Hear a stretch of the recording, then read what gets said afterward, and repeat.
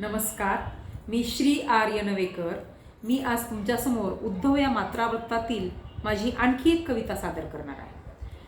ही कविता जरी दुःखाची कविता असली तरी पण या कवितेमधून मला कुठलाच नकारात्मक संदेश द्यायचा नाही, तर त्याउलट प्रत्येक व्यक्तीने आपल्या जीवनात आलेली जी प्रतिकूल परिस्थिती आहे त्या प्रतिकूल परिस्थितीचा आणि आपल्या जीवनातील सत्याचा स्वीकार करून आपलं जीवन आनंदाने जगावं असा सकारात्मक संदेश देणारी ही कविता.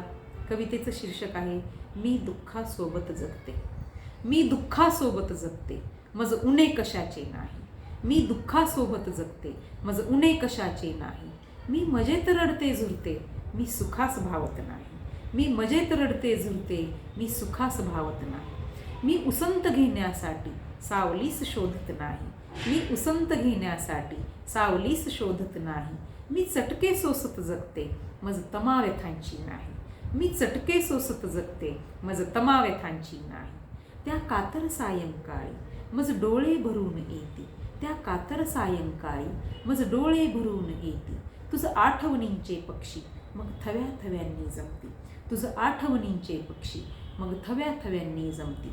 दुःखाचे भरून प्याले मी मैफिल सजवत बसते. दुःखाचे भरून प्याले मी मैफिल सजवत बसते. दुःखाच्या कैफामध्ये मी आनंदाने जगते.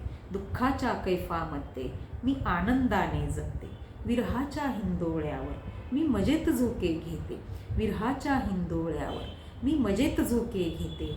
तव अमूर्त अस्तित्वाने आकाश ठेंगणे होते. तव अमूर्त अस्तित्वाने आकाश ठेंगणे होते. धन्यवाद.